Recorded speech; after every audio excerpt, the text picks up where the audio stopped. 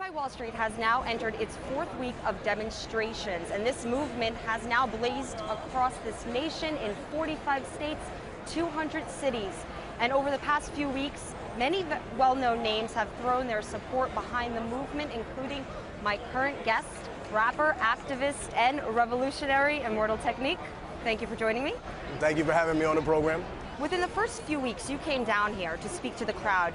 From what I understand, you were very bothered by the fact that this movement was being marginalized. Right. Now, fourth week into it, mainstream media is down here. We see all these satellite trucks around. Why do you think they have begun to report about what is taking place here and throughout the country? Well, you know, there's an old phrase in the media, if it bleeds, it leads. You know, the more shocking, the more outrageous it is, the more that they want coverage because they know that other stations, the smaller media outlets, the blogging sites, those sites that may not be necessarily mainstream media but have the attention of millions of viewers are starting to actually pay attention to what's going on here, which is one of the biggest expressions of democracy in the past few decades here in America. And I think that when that is clear and present in front of everyone to see, it becomes blatantly obvious to some of the larger media centers that they're not even giving an ounce of coverage to it. It makes them look even more biased than they already are. I think the tipping point might have been the mass arrest of nearly 800 peaceful protesters on the Brooklyn Bridge that took place. I know you've been very outspoken about it. That and the police brutality. I think that very much when it hit the internet became viral because you saw a bunch of defenseless people that were simply expressing their freedom to speak their mind in a public place. Then they were penned off, then they were sprayed down. They were obviously not in danger of harming any police officers. And then all of a sudden you see white shirts coming out more and more often and seemingly unable to be held responsible for anything that they do, almost as if they're above the law. And that is very exemplary of exactly what has continued to fuel the fire here at this protest. The fact that people that are on Wall Street, people that are in government, are refusing, or I should say, not say all of them, but a lot of them are refusing to acknowledge their responsibility in what caused all of this. You know, this didn't come from nowhere. People didn't just decide to get up and be angry about nothing. People are seriously concerned about the direction that our democracy is going. I want to ask you about something that New York City Mayor Michael Bloomberg said about this demonstration. He said that these protesters are trying to destroy the jobs of working people in New York City. Mayor Michael Bloomberg said that this demonstration is not productive. Do you think that this is an illustration of disconnect? What do you think about this? No, I think that's a perfect illustration of a connect, his connect to Wall Street. Bloomberg is what, 75% or about owner of Bloomberg LLC? He has a $16 billion stake or so down there at Wall Street. This is his nest egg. So of course he feels threatened and he's going to do whatever he can, including making the police more and more confrontational to elicit the type of negative response that he wants from these protesters. He wants to goad them into violence. He wants to make them argue amongst one another. He wants to find issues of race, religion, sexual orientation, whatever he possibly can, him and people like him, to exploit people that are coming here who simply want to express themselves. How is this anything but a democratic expression of freedom of speech? And democracy is something very alien to that fraud, Mr. Bloomberg. My question is to Mr. Bloomberg, what would you rather have us do? Follow the conservative blueprint of kicking everything upstairs, hoping that the money trickles down to us somehow? What should we do? Should we just completely ignore our God-given right to assemble here and to question our government? We're not anti-American. We love America, and we refuse to see it destroyed by the same people that have been corrupting it for the past countless number of years. I'm sick and tired of him and other individuals coming down here and claiming, oh, these protesters here because they hate America. No, if we hated America, we would leave it in people like yours' hands so it could be completely decimated, so it would have no shred of democracy. We love America, so we're making a stand here. We're making a stand in other parts of the nation so that we show people we're not willing to give up. And this is not, and I hate to, this is no disrespect to Van Jones or anybody else from the left that wants to support it here, but this is not an Obama rally. I believe that there are lots of people that are willing to put up Mr. Obama's second term on the altar of democracy if he's not willing to listen to the same group of people that were honestly trying to believe in the words he was saying when he claimed that he was going to change things in this country, which haven't changed too much, honestly. Well, this is clearly going to become a part of the 2012 election. Absolutely. Because this has gotten so big. It has spread so far and wide. U.S. President Barack Obama did speak about this and said he understands the frustrations of those taking part in Occupy Wall Street. He should. He's a part of why these frustrations are here. Now that you see that this is coming to fruition, what makes the momentum actually affect the U.S. system? Aside from the occupations, aside from the visuals, what do people need to do? Like I said before, these people understand the language of money. When we start costing them money, when we start bleeding them down, that's when they get the message. That's when they get it through their heads, oh my God. No, they've discovered the magic way to deal with us all. The problem here being is that I see a lot of potential. I see potential that needs to be harnessed. I see people that, I understand the reason they haven't elected leaders, but I think that there should be more spokespeople that go out and have the actual core message of this group, that realize that the corruption that has existed in this system, we can't just completely throw on Republicans. Obviously, Democrats have to carry their fair share. But I think when people look at this nation, they see Republicans completely in the hands of corporations, Democrats pandering to them nonstop. We see them also involved now through the president as part of expanding wars, expanding occupations, not standing up for human rights, you know, being blind about several global issues that are important to people here because they reflect on our democracy. What we do outside of America defines our democracy here. If it's only democracy for people in America and we say, oh, you know what, torture is illegal inside America, but it's okay for us to torture people outside of America, then really what's the standard that we're setting here? I've seen a lot of people online suggest that this movement, if they were to take some action, should go so far as to either pull their money out of banks or stop using credit cards.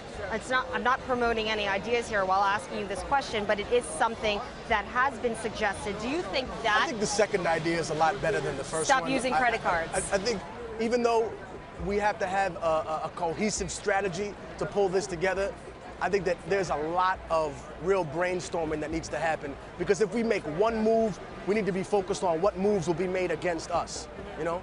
This is a chess game, just like the United States chess game in the Middle East, where they're willing to give up a few pawns, but what they really want is pieces. They're willing to trade a few lame duck presidents, because what they really want is the main characters out of the building, you know? They're willing to trade the pawn, Bengali. Get out of here, he's a pawn, right? The other guy used to be a player, Mubarak, became a pawn. What do they want? The bishop, Gaddafi, gone.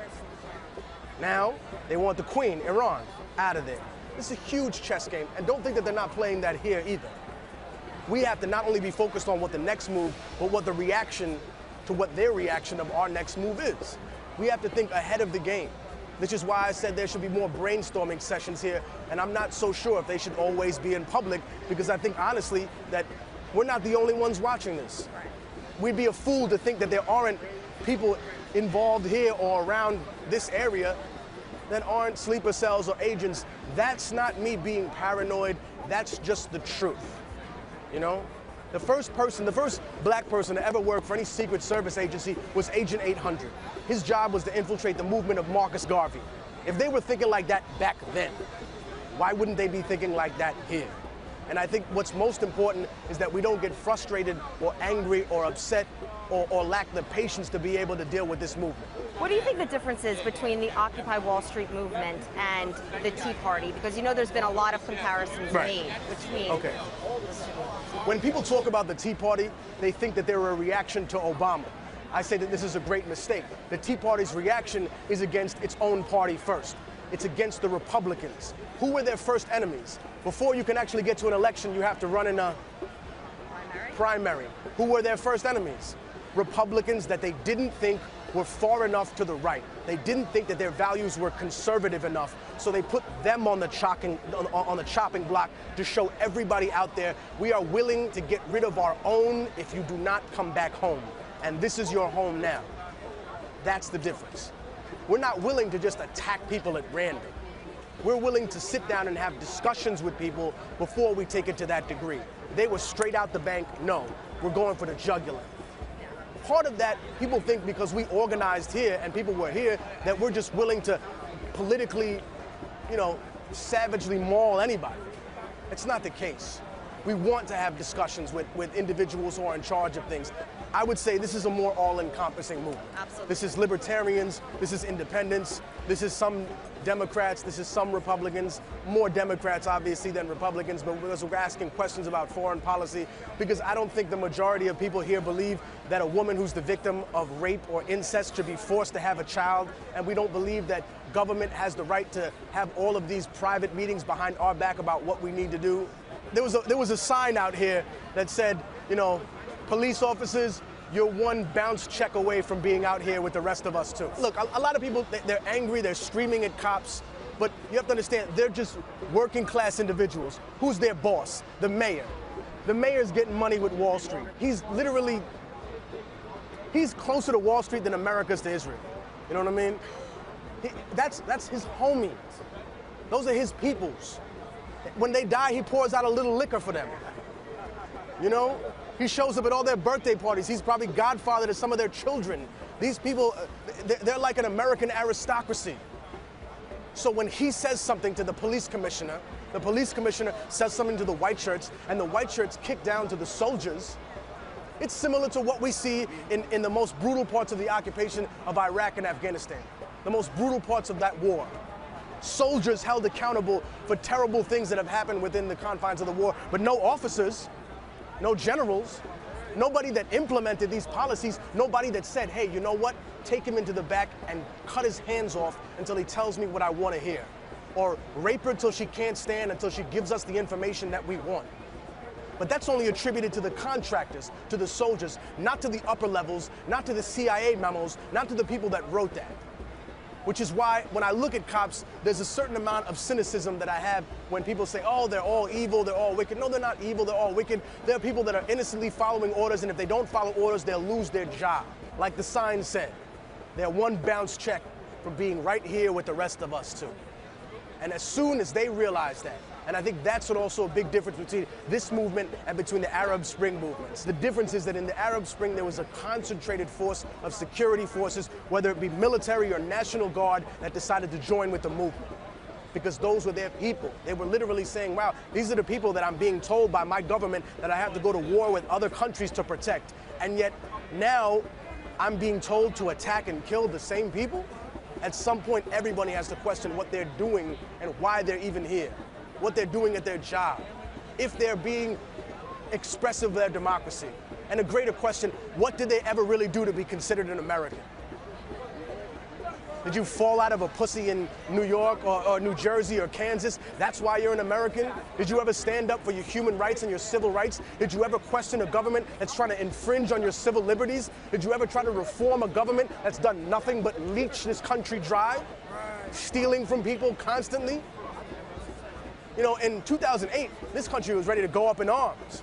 Obama was not the great unifier, he was the great pacifier.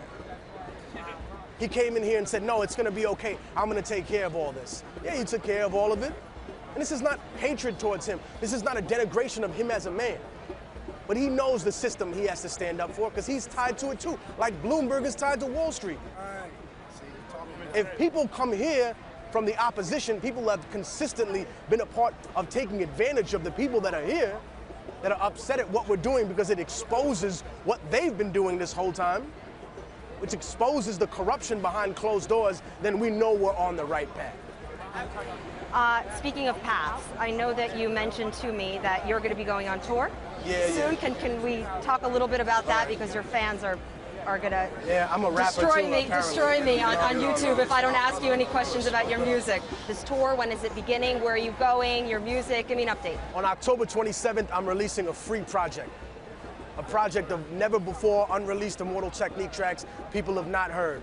To name a few, I got Killer Mike, Dead Prez, Brother Ali, wow, a whole slew of people, Styles P. I have production from Green Lantern, Jay Dilla, Southpaw, a huge wide array of music that has just never been heard from me before. A free album, and then afterwards we're going on tour, starting in Philly on October 27th, going way down south, then over to the southwest, up and down the west coast, then we're coming back home, probably do a big show here in New York, and then you know, going right back to work. The Middle Passage coming after that album, and the project of the name of the free project is The Martyr. And I'm telling people right now that I'm going to continue to come back down here to this movement. I was here when it started. I won't be here when it finishes because it's never going to finish. This is never going to be over. To the people that are watching, that are preying on the downfall of the Occupy Wall Street movement, it won't ever be over because we can never stop reforming our democracy. The moment that we stop reforming our democracy, it ceases to be a democracy. The moment that the revolution stops, that means the revolution has been betrayed. We're here to stay, and we're not going anywhere. Immortal Technique, Occupy Wall Street, you know what it is.